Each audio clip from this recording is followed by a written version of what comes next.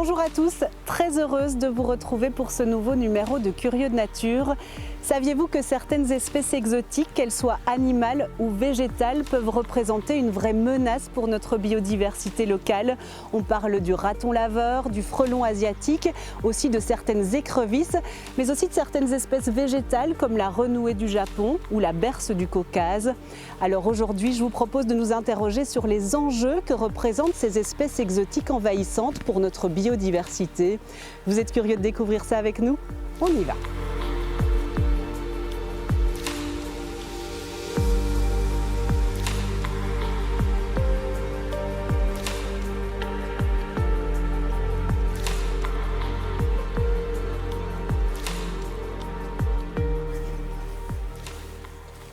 Bonjour Étienne, vous êtes en train d'observer ces bernaches là, ce sont des espèces exotiques envahissantes? Oui, ce sont des bernaches qui viennent du Canada et qui ont été en fait importés chez nous dans les années 1970. On en a introduit dans des propriétés, les grandes propriétés privées, comme un peu espèces ornementales d'agrément au bord des étangs. Donc au début elles restaient sagement là et puis assez vite elles se sont reproduites et dispersées dans le paysage. Et ça se reproduit beaucoup puisque ça peut faire jusque 8-10 jeunes parfois pour une seule femelle dans une couvée. Et en quoi est-ce qu'elle pose problème aujourd'hui pour notre biodiversité? Elle pose problème surtout là où elles font des gros rassemblements, pendant la période de mue par exemple. Et donc quand on a ces troupes de bernaches, que ce soit dans des cultures ou bien alors dans des marais, dans des zones naturelles, etc., elle piétine beaucoup la végétation, elle broute énormément, ça broute 12 heures par jour, la bernache, jour et nuit. Ouais. Et avec tout ce qu'elle broute, elle produit énormément de fientes, on estime environ 1,5 à 1 kg de fientes par jour qui est produit. C'est énorme. C'est énorme et c'est pas top pour la végétation et c'est pas top après quand elles vont sur les plans d'eau pour se poser.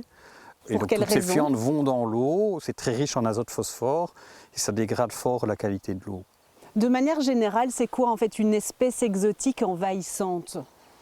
Oui, c'est une espèce en fait qui était déplacée par l'homme bien loin de son aire d'origine. Donc c'est déplacée sur de nouveaux continents et introduite dans des nouveaux environnements où l'espèce n'avait pas évolué auparavant.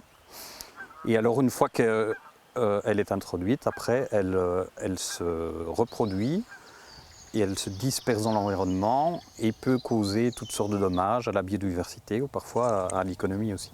On parle tant d'espèces animales que végétales également, hein? Oui, c'est bien les deux. On a toutes sortes, dans tous les groupes systématiques plus ou moins, il y a des espèces exotiques envahissantes. On estime qu'il y a combien d'espèces exotiques envahissantes en Wallonie? On observe plus de 1500 espèces exotiques différentes en Wallonie, dans tous les groupes, des plantes, des animaux, tout ça. Et parmi ces 1500, heureusement, elles ne sont pas toutes envahissantes. Ah ouais. Il y en a beaucoup qui restent calmement et qui ne se reproduisent pas beaucoup, et donc on n'a pas de souci. Mais donc il y en a plus ou moins 150, donc 10%, qui sont beaucoup plus dynamiques et qui posent des problèmes pour les espèces indigènes, pour les écosystèmes. Ces espèces posent problème à notre biodiversité car elles sont très adaptables. Elles sont capables de tirer profit de toutes sortes d'environnements et de nourritures différentes. Leurs populations grossissent donc rapidement. Elles sont par ailleurs mal régulées car elles n'ont pas de prédateurs. Elles véhiculent parfois aussi des maladies. C'est le cas par exemple des écrevisses d'origine nord-américaine qui transmettent un pathogène mortel pour notre écrevisse indigène.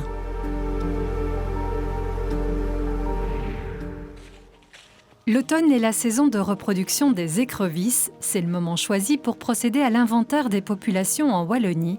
Plusieurs nasses ont été installées la veille afin de vérifier la présence d'écrevisses dans cet étang. Mais dans la première nasse, seul l'appât est présent. L'appât, qu'est-ce que c'est? Ce sont des croquettes en fait, pour chiens, tout simplement, qui vont attirer les écrevisses. On pose la nasse pendant la nuit.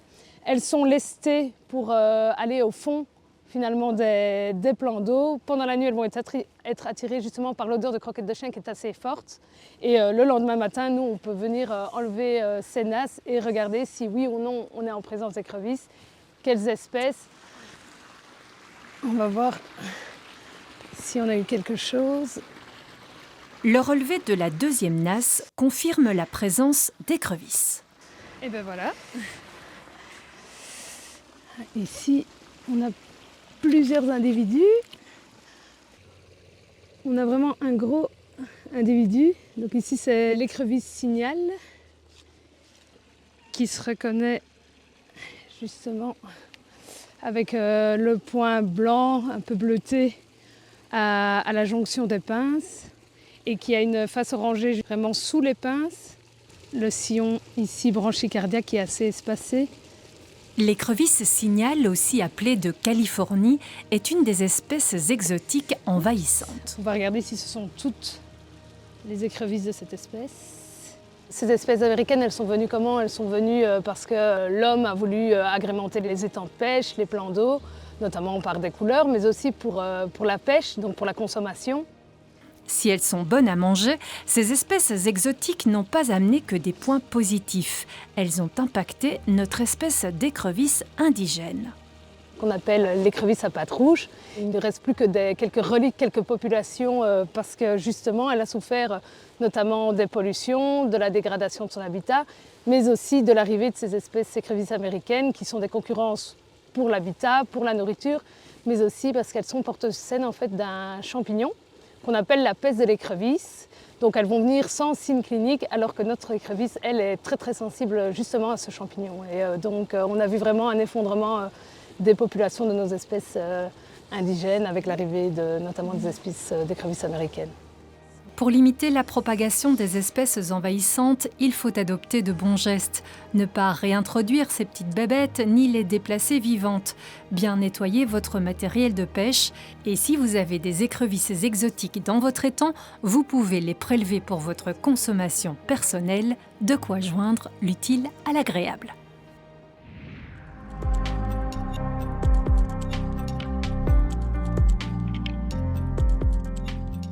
Ici, on voit qu'il y a quelques signes de présence d'un animal. Hein.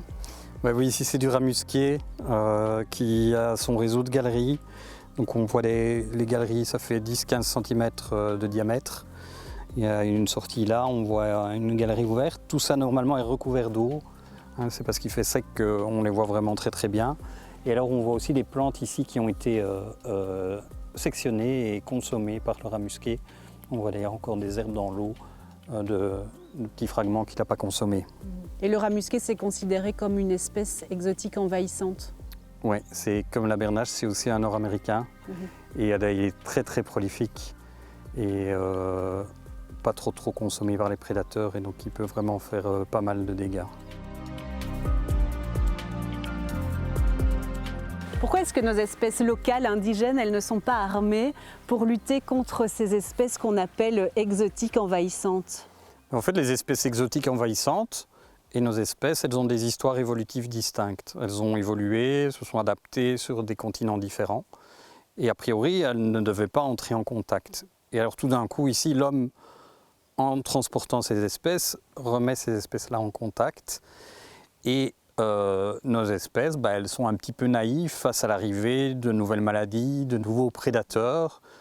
Et donc elles n'ont pas acquis, développé les mécanismes de défense qui permettent de résister. C'est parfois l'homme qui les a transportés de manière volontaire ou pas, hein?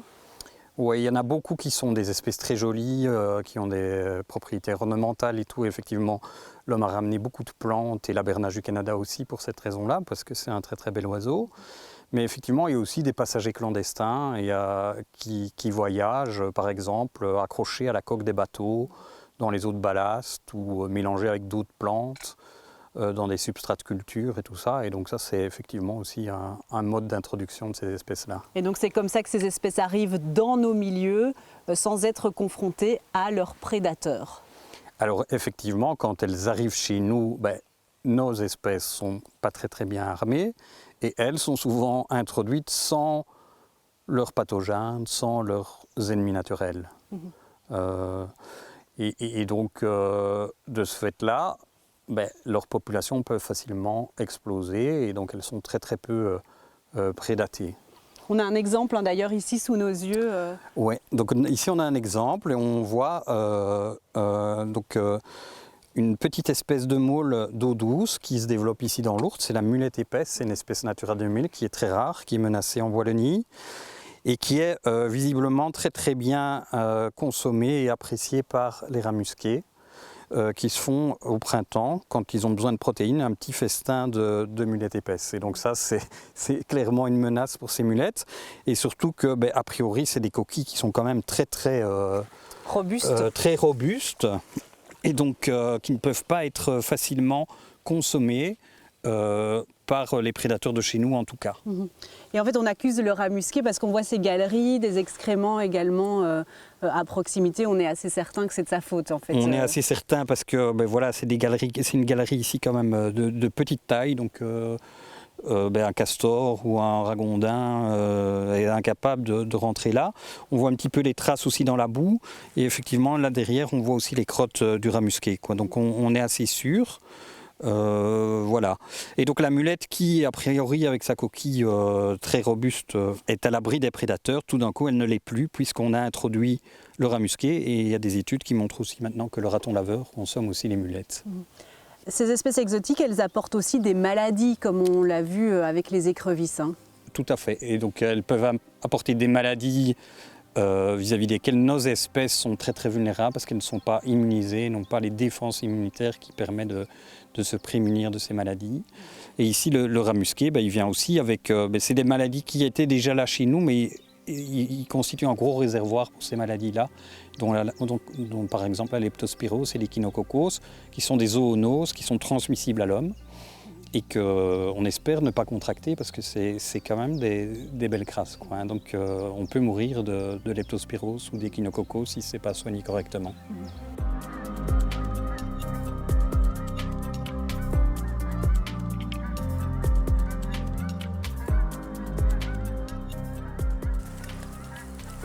En fait, Étienne, c'est fou parce qu'on est dans un endroit absolument magnifique ici. On n'a pas l'impression que cette biodiversité, elle est menacée. Oui, ça ne se voit pas toujours tout de suite parce que, elles sont cachées, ces espèces-là. D'abord, elles se développent dans les villes, souvent, pour la plupart. Mais certaines arrivent dans une deuxième phase à venir envahir vraiment des milieux tout à fait naturels et très précieux comme celui-ci. Et sont capables de précipiter l'extinction de nos espèces les plus vulnérables. Et donc oui, c'est un vrai souci en fait.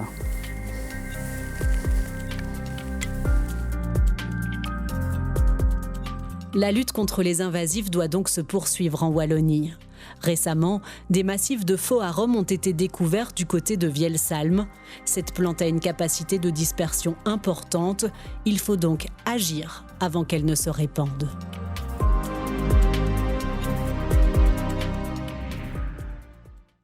Et alors, on va mettre les fruits et les racines dans des sacs poubelles. Dernière recommandation avant de débuter le chantier du jour, le temps que les ouvriers aménagent un accès à l'endroit où se sont développés de faux arômes.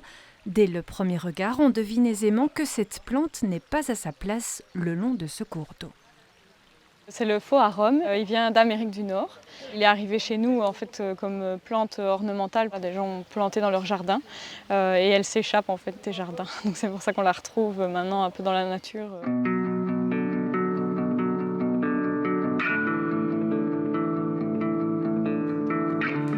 De son nom latin, le Lysichiton americanus est plus communément appelé le faux arôme ou l'arôme bananier jaune. Avec ses grandes feuilles et ses belles fleurs, le faux arôme est à première vue plutôt joli, mais cette plante fait de gros dégâts dans la nature. Parce qu'elle forme vraiment rapidement des gros massifs. Comme on voit ici, les feuilles peuvent faire jusqu'à 1,50 m de haut.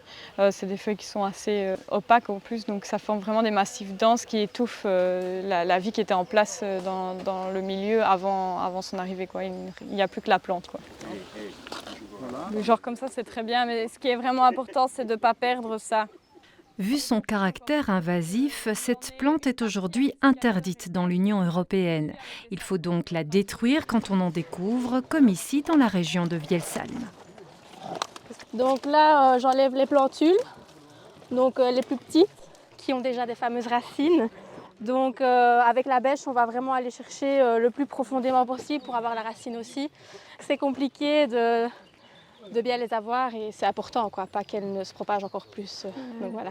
Ouais, c'est impressionnant quand même. Hein. Oui, les plus grandes sont quasi plus grandes que moi. Donc voilà, on a d'abord enlevé les fleurs pour éviter que les graines se propagent. Et donc là, on on est quelques-uns à enlever les plantules pour éviter de marcher dessus et qu'on ne les voit plus. Et il y en a qui s'attardent déjà aux grosses plantes, quoi. La sève est irritante, donc des manches longues et des gants sont nécessaires, mais surtout de l'huile de coude. Oh, joli. C'est pas facile hein, comme chantier. Ah, c'est du sport. Il faut aller chercher les racines vraiment loin. On est sur un terrain un peu humide, donc on s'enfonce vite, mais on y arrive. Plusieurs contrats rivières sont présents, ainsi que des agents communaux et du DNF. Être nombreux facilite le travail, mais permet aussi de sensibiliser les personnes sur le terrain. On a effectivement des espèces qui sont parfois encore un peu présentes. Et donc nous, ça nous permet aussi de nous faire une expérience sur telle ou telle plante qu'on pourrait retrouver sur notre territoire propre. C'est d'ailleurs la première fois que le faux arôme est aperçu dans le bassin de l'Amblève. Je l'ai détectée ici en avril. Donc voilà, on ne savait pas qu'elle était là. Et elle était déjà présente en Wallonie quand même? Oui, donc il y a des populations connues en Wallonie et pour nous, vraiment, le bassin de l'Amblève, c'est notre première observation. Et là, on voit vraiment qu'elle se disperse par le cours d'eau parce que j'en ai un peu plic-ploc sur 500 mètres de cours d'eau. Donc c'est pour ça qu'on avait aussi à cœur d'intervenir parce qu'on voit vraiment qu'elle est en train de partir vers l'aval et donc ici, on est en tête de bassin, donc c'est un peu problématique. Ce chantier devra être répété plusieurs années pour espérer venir à bout du faux arôme.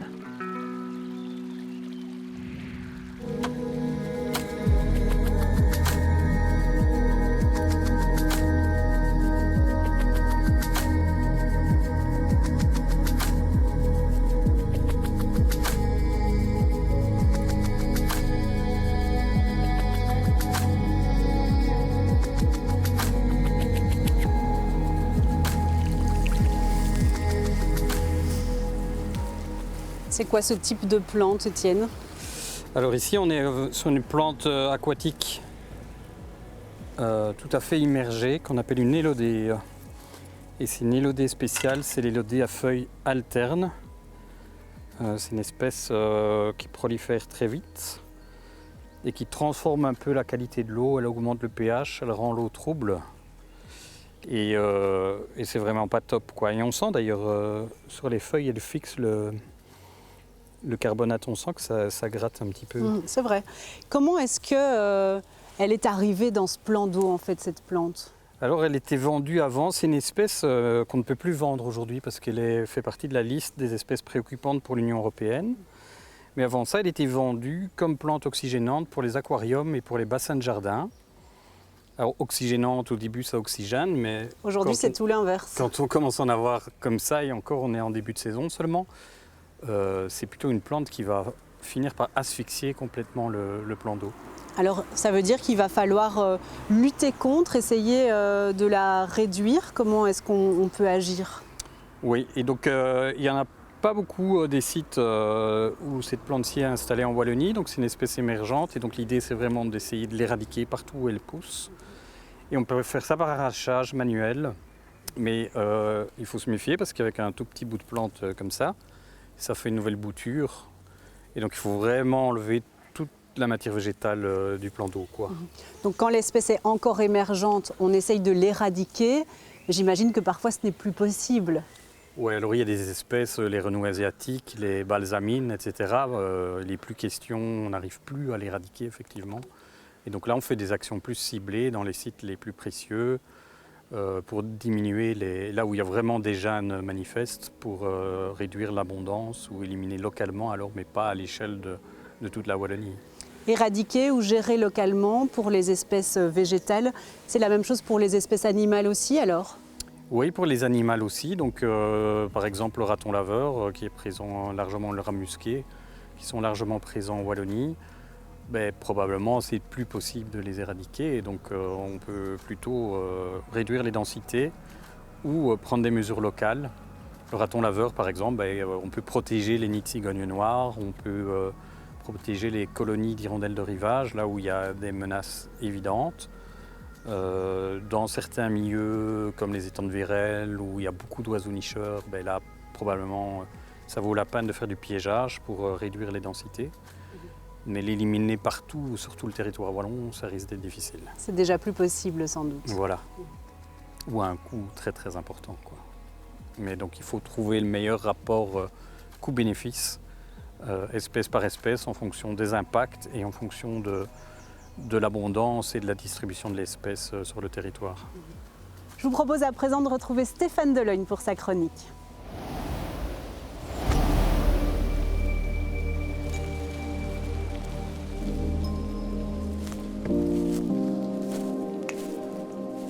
Bonjour à tous les curieux de nature. Aujourd'hui, je vous parle de l'espèce de chouette la plus commune dans nos forêts. Son cri résonne dans tous les films d'horreur, on la voit dans les dessins animés. On a suivi Denis qui est bagueur pour le musée des sciences naturelles de Bruxelles et on vous explique comment l'accueillir et la protéger.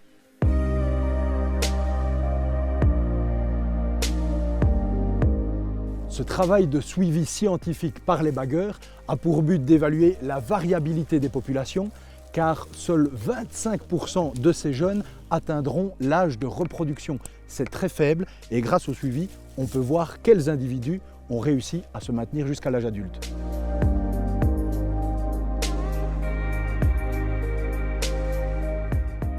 On se trouve au beau milieu de l'habitat préféré de la hulotte, une forêt structurée, des feuillus, des résineux derrière qu'elle peut utiliser comme perchoir de jour. C'est un oiseau qui fait près d'1 mètre d'envergure à taille adulte pour un demi-kilo au maximum, en sachant que la femelle est toujours plus lourde que le mâle. Et c'est un oiseau qui est également un auxiliaire pour nos forêts. Rendez-vous compte, chaque année, elle va prédater entre 2 et 3 000 micro-mammifères, des musaraignes, des campagnols, des mulots. Elle soigne ainsi la forêt.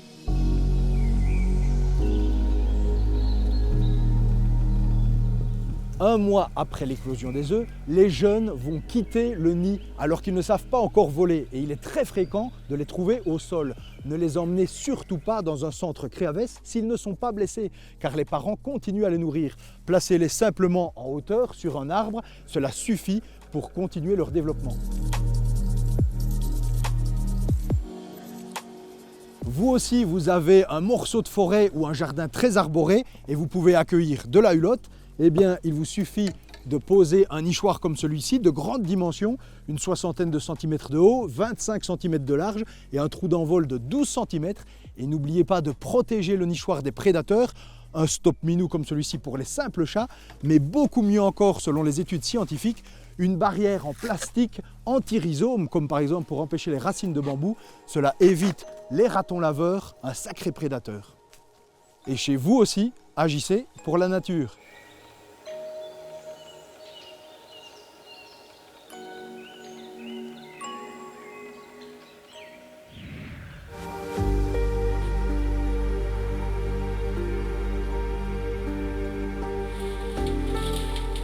En fait, les espèces exotiques envahissantes, c'est un vrai défi écologique. Alors nous, à notre échelle, qu'est-ce qu'on peut faire pour ne pas propager le problème ? Mais on peut tous être un petit peu acteurs pour éviter de disséminer et d'introduire davantage ces espèces dans le milieu naturel. Et donc on peut par exemple éviter de transporter des plantes d'un plan d'eau à l'autre, de vider son aquarium, de lâcher sa tortue dans l'étang du parc d'à côté. Parce que tous ces animaux qu'on met dans le milieu naturel ou ces plantes peuvent à terme constituer un nouveau foyer d'invasion avec une propagation dans le milieu naturel, prolifération, dommages, nuisances, comme on l'a vu tout au long de l'émission. Merci beaucoup pour ces précieux conseils. Merci aussi à Corentin Plateau et Xavier Lenel qui m'accompagnent pour ces enregistrements. Merci aussi à vous pour toutes ces photos que vous continuez de nous partager sur notre groupe TV Luxe Côté Nature. À très bientôt.